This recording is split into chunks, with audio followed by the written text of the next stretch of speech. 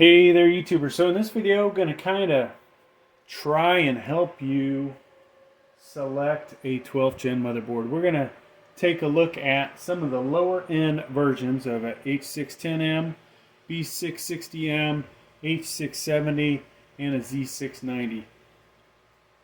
We'll call out some of the main differences. There are so many things that could be different between these motherboards, but we will talk about most of them. So this is the H610m. You may have seen the channel. I've had 3 different ones on here. This is the latest one, Msi Pro H610m-G DDR4. Okay, so if you see D4 instead of DDR4, D4 means it's DDR4 RAM. If you see D5, that's going to be DDR5 RAM. Okay, so H610m, this is the bare bones. You're not getting a whole lot of features here. You are able to run 12th gen and eventually 13th gen if Intel keeps to its current plan. So obviously, one socket for the CPU. This is the H610m chipset in here. Now, what you'll find around your CPU, you've got your VRMs, and you'll see as we look at the different motherboards, you may see some heat sinks next to it. You may see heat sinks covering it up. You're going to see different things, and on the very low end, something like this is so bare bones. Don't expect to run a really good CPU to its fullest on this, okay? So what are we talking about? While this motherboard will support anything from a Celeron up to an i9, it's really not meant for the higher end CPUs. Why is that? Well, you won't be able to get everything out of it that you would with a better motherboard, okay? The VRMs could be an issue. The fact that you can't adjust power limits to get, say, the best multi-core performance out of it, which would translate into a higher multi-core score on something like Cinebench R20 or R23. So really, this motherboard, in my personal opinion,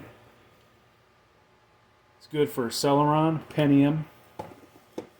We could, if I had the box for the i3, throw that in there.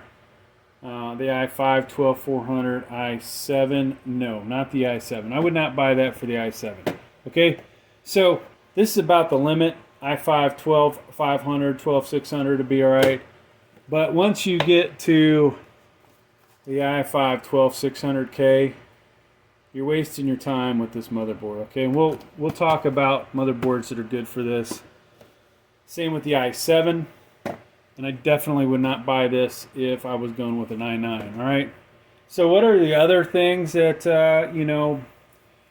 bring this down? Basically, well, we've got 2 RAM slots. Not the biggest thing in the world that it's not for, but the max speed of these is 3200 megahertz. Okay. With RAM speeds up there in the 5,000 range, that, whether it's that big a limiting factor, that's another story. Depends on the application and other things, but it could hold back your performance in certain situations. Okay, a 1x8 here. You're going to see later on that we may see some motherboards that have a 1x4 in addition to the 1x8 or 2 1x8s. All right.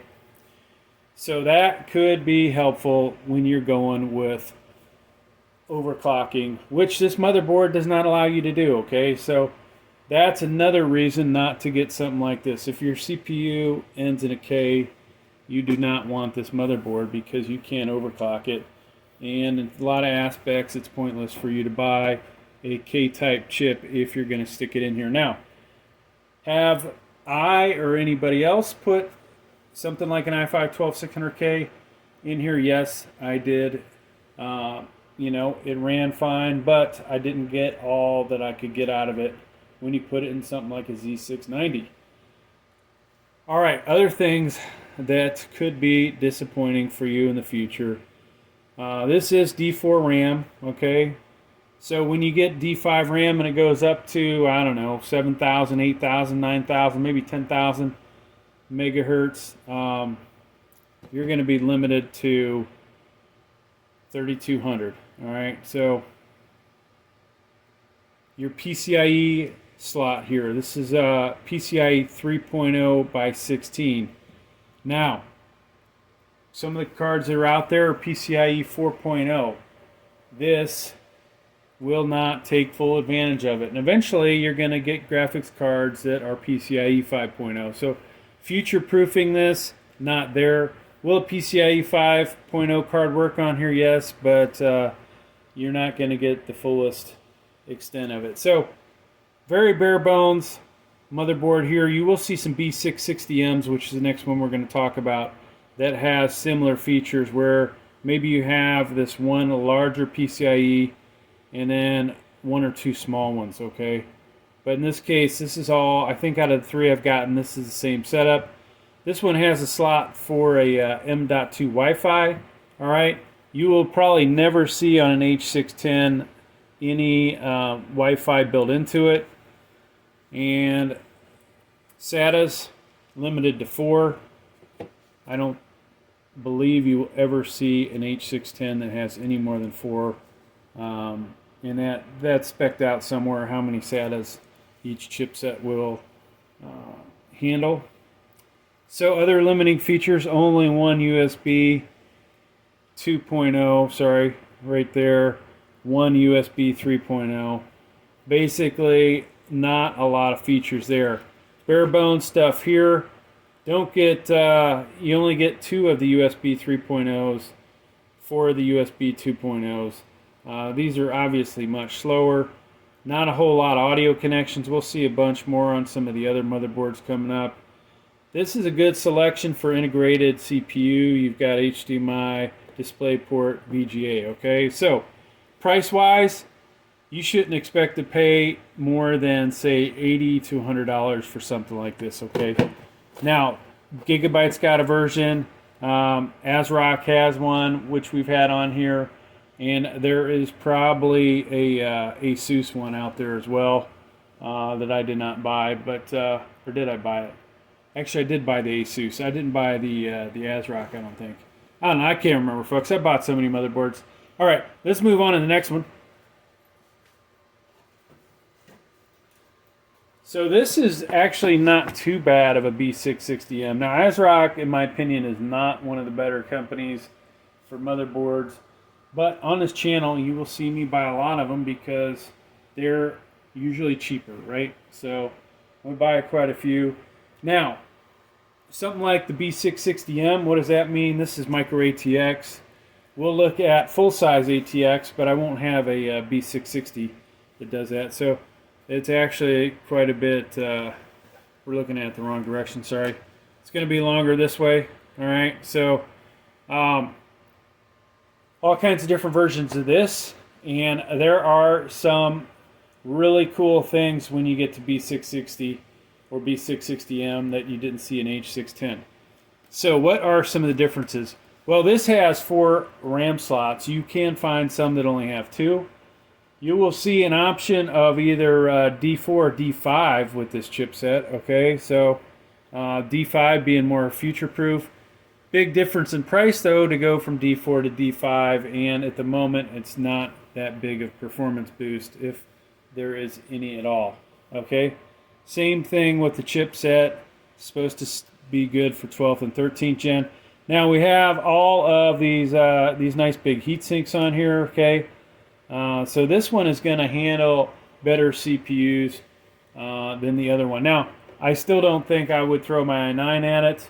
I think on this motherboard, we're going to limit it to basically something like the i7.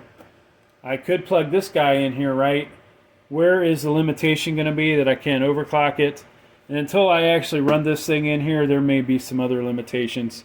Power limits, you know, are unknown to me at this moment because I have not looked at the BIOS in this. But there are B660Ms and B660s out there that have really good BIOS and capability. So one thing you'll find with D5, folks, if you wanted to actually take something like this CPU and do basically the locked version of an overclock where you change the base clock frequency, you're not going to find it on any of the D4s.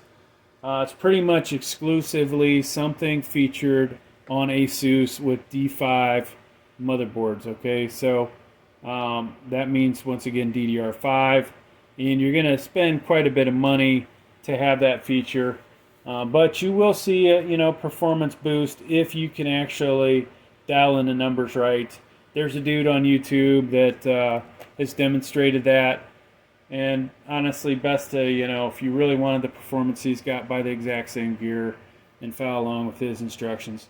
All right, so for the B660, you will see some examples of a 1x8, a 1x8, and a 1x4.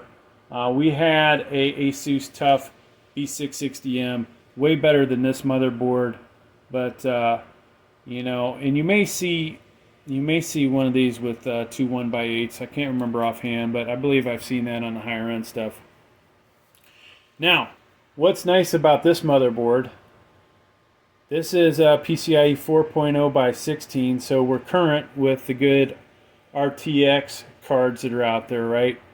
The 3000 cards, that is. This one's PCIe 3.0. I could run two graphics cards in here. Of course, if I put a 3090 in here, probably not going to be able to fit a card in this spot, but that's another story. Two USB 2.0s. We have a USB 3.0. Now, folks, if you have a case that has four USB 3.0s on the front of it, you need to select a motherboard that has two of these USB 3.0 headers, okay?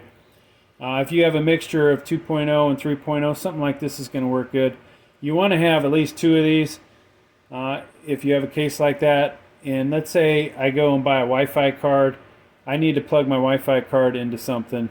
And I'm not talking about this type. I'm talking about the ones that would connect into your PCIe slot here, this 1-inch one, okay? So that is something to watch out for. This one has 4 SATAs. I believe all the B660s have 4 of those, and it's not until you get to Z690 that you'll see a bunch more than that, all right? Now, M.2s, we have Gen 4 here. This would be the Hyper M.2 as far as ASRock talks, and down here we have a Gen 3. All right, so 2 M.2s on here, where the last motherboard only had one of them, okay? And it didn't have Gen 4. A lot of similarities here, the 24-pin power. Now, you might start to see other things like addressable RGB on here, which this one has 2 up here. Let's see if you can see that. These guys right here. You didn't see that on the H610. Type-C Charlie header, so if your case has a Type-C USB on it, this might be a good motherboard for you. What else stands out? Any of these, you're going to have a Cmos battery. CR2032 is the battery type. This is some way that you will be able to reset your BIOS if necessary. Now, other things, if your case has a lot of fans in it and they all need the 4-pin, such as, let's see, it's shown right here, folks. There's 2 of them right here. If you have fans that have that H610, very weak as far as case fans go, or support for case fans. So you want to pick a motherboard that has quite a few of these case fan headers. I think this one has 3 or 4, not a huge amount based on the size. If this was a full B660, you'd probably pick up a few more. So a lot of the same basic stuff here. You do see more USB 3.0s on here. Ethernet, we haven't talked about. Certain motherboards will have 1, 2.5, and I believe 10, if I remember correctly. A lot of these will have the old PS2 style. This one's, pretty good. Doesn't have VGA like the last one, but who the hell uses VGA anymore anyways with 12th gen? I don't know. There's somebody that'll say they do. Basic audio connectors on this. You will see some B660s and B660Ms that have more of these. And hopefully one of the motherboards we look at, I'll get to show you that that feature there. So just so you can see the heat sinks.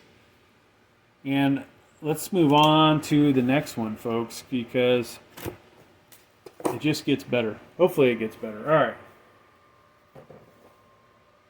Now we're going to look at H670. So this is just one step below the Z690, right? A lot of the features and things that Z690s have, supposedly, you know, this is a higher grade motherboard, right? However, this one is pretty basic. That last motherboard you saw could get this one a run for the money. Definitely the price was way cheaper for this, all right? So this is the Asus Prime H60 plus D4. Once again, D4 DDR4 RAM. 4 RAM slots. You know, this guy has 2 USB 3.0s. So that is good. You see addressable RGB up here. This happens to be the old V-True V5 that has, you know, really become a popular CPU cooler. I like to take some of the credit because after I, you know, had my video that I wouldn't say it went viral, but it did quite good for me. You know, all the big dogs started picking it up, so that's the way that goes, right? Now they have millions of views, and I might have been lucky if I had 20, but that's the way that goes, right? So Gen 4 right here, all right? You probably, somewhere in here, you're going to see Gen 5 or PCIe 5.0. Unfortunately, this one does not have that. This guy up above it is Gen 3. And you will see when you look at the motherboard, it does tell you, you shouldn't pick these up by the CPU cooler, but hell, it's my channel, so we're going to do it that way. Gen 4 right there. So all these guys down here, I believe this is Gen 3, and the bottom one might be Gen 4. Yeah, Gen 3 there. And the bottom one is Gen 4. So you can just see G4 there. So this guy has 3 of the full-size PCIEs, 1 of the smaller one. So this is pretty nice. We increase our number of M.2s on this, okay? A lot of that has to do with the fact this is a full-size ATX motherboard. So you have 1 here, 1 over here, and then Gen 4 for sure under there, okay? I can't tell you what's what on these because I can't remember offhand, but most likely one of the other ones is Gen 4 as well. This, of course, would have addressable RGB on it like I talked about before, the Cmos Battery. So everything's pretty good here. The one thing we're missing out on is future upgradability, really. We don't have PCIe 5.0, and we don't have the DDR5 RAM. And of course, in this case, I have a CPU cooler hooked up.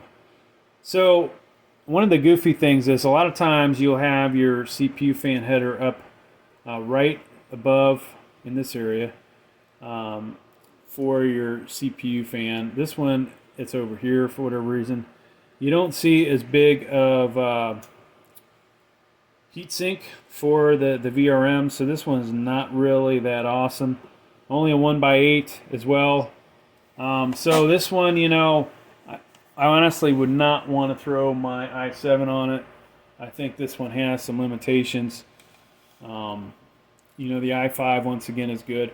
Now, once again, this will run all the chipsets. You will find H670s out there that are much higher quality than this one. This is the cheapest one you can get, okay? So while it once again says that it can support all of the CPUs, you will find that something like this is probably not good for a unlocked CPU like that one, or I wouldn't put my i9 on here and expect to get the best performance out of it, okay? So now this guy can have a good selection of connectors over here. In this case, as far as audio goes, we're a little limited, but you will see other versions that have more. Don't remember what Ethernet this is. We could look at the box and tell you, but it's probably 1 gigabyte. Different variations of USB 3.0, 3.2, a Type-C Charlie on here, so this is nice. USB 2.0. We have an HDMI and a DisplayPort. Some of the motherboards you may find have 2 HDMIs or 2 DisplayPorts on them. Now, what was I wondering about? This does not have a Type-C Charlie header. So if your case has that, this is not really a good motherboard for that. All right, moving on, folks. Let us pull in an example of Z690.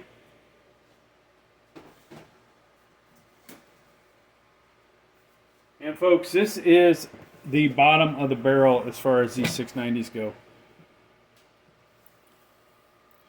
So we have another DDR4, has 4 RAM slots.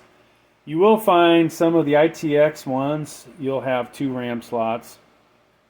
And I don't know if I've seen any H670s that are ITX, but once again, most of those will have 2 RAM slots. So depending on your motherboard size, you may find that you only have 2 RAM slots. But once again, DDR4. This example, we have USB. We have one USB 3.0 here and one here. So one vertical, we'll say, one horizontal. Type-C Charlie connector here. The 24 pin. This one has, folks, 6 SATA connectors, okay? So if you have a lot of hard drives, you may be forced to go with the Z690 regardless of which CPU you buy. Better heat sinks on this, okay? Much more similar to what we saw on the ASRock B660M Pro RS. These are a little bit beefier than that, and so you'll see that this guy, you know, can handle overclocking. Now, is this the best Z690? No. I would not really buy this for 12900K and expect to get awesome performance out of it. 3 of the full-size PCIe's. This one, I believe, is PCIe 5.0. You can see right there, it says it. Another Hyper Gen 4 M.2. Here is a regular M.2, so Gen 3. Another Hyper over here. We don't have one in there, but this has addressable RGB. Has a lot of the same features. But, like I said, you can overclock on this here motherboard, so this is a good pick for this. Now I would, like I said, don't know if I'd go i9 12900K, and I might not go i7 12700K on this, but at least for that i5 it's pretty good. We talked about CPU power connectors. Here's an example of a 1x8 and a 1x4. Alright, trying to, you know, get a little more juice to the CPU, right? Basic setup over here again. So, oddly enough, the H670 had a better setup for USBs. We've got DisplayPort, HDMI, 2 USB 2.0s, PS2. This should be 2.5. Basic audio connectors. And then this should be the BIOS update button or whatever for doing it outside of the BIOS and just having a thumb drive plugged in there. So that is one of the examples. Now I have 2 more Z690s. We're going to dismount the camera and go check them out. They're actually in another room and they're probably on, so let's go ahead and do that. Alright folks, this is the Asus Prime Z690P DDR5. That's actually DDR5. Not very exciting stuff, right? Doesn't look very exciting. On here we have an i7 12700F. You see decent heat sinks on here. And this guy, I cannot remember, but it might be, yeah, it's PCIe 5.0. You know, quite a good selection of stuff. Obviously, the more you spend on these Z690s usually means you're going to get better stuff. Better audio connectors, alright. We've got pretty similar connectors to the other motherboard. But the big selling point of this, PCIe 5.0, DDR5, this is going to be a motherboard that I'm going to hold on to for a long time, folks, alright? That is something, you know, at the end of this video we'll talk about. Moving over. So this is the DDR4 version of this, that last one. But this one has Wi-Fi, okay? Everything else pretty similar. If I remember correctly, this should be PCIe 5.0. But we do not have DDR5 RAM. We've got DDR4, and that just so happens to be 4133 megahertz RAM there. So, all right, let's go summarize all this. So, if you have bought a graphics card, all right, or planning, let's say RTX 4000, which should be PCIe 5.0, something to consider is which motherboard you buy for that. So I've got all my well, not all my graphics cards. I've got quite a few of my graphics cards here. Some of these are 3.0, some are 4.0. And so basically, you want, my opinion, to go with at least 4.0 to at least be somewhat future-proof. Now, I know a lot of you have waited to buy graphics cards because they're so ridiculously expensive. And does it really make a difference PCIe 3.0 versus 4.0? Because you can stick a 4.0 card in 3.0 slot. Whether you really notice much of a difference is another story. But I would put that on my wish list for a motherboard, So these RTX cards, future AMD cards, they are going to be PCIe 4.0. Future RTX cards beyond that, will be 5.0, right? So someday that'll happen. Maybe it'll be a good thing, maybe it won't be. But something to put on your wish list. Do most of us need DDR5 RAM? No. To be honest with you, that was such a expensive investment. If it wasn't for having this tech channel, I wouldn't have bought it. And I don't believe, folks, that most of us need that. So where I believe in PCIe 5.0, I honestly think that just going with DDR4 RAM would suffice. Depending on your case size, you may be stuck with not being able to go with a full-size ATX, which has more features. You may have to go with something that ends in an M. So there are Z690Ms out there. There's B660M, H670M. So keep that in mind. Depending on your case, that may force you into a certain motherboard size if your heart is set on a certain type of case. All right. But so PCIe 4.0 minimum, DDR4 would be the thing I would look for. These heat sinks, if you are not planning on upgrade and you're going with a Celeron or Pentium, the H610m will be just perfect for you, folks. You don't really need all those heat sinks if you've got a CPU that's low power. You're not going to really care about 1x8, 1x4, or two 1x8s, right? So this is good. Now, if you're really thinking about upgrading, maybe you go H670 or B660M, okay? So these range in price. A good one is really probably in that 180 range or higher.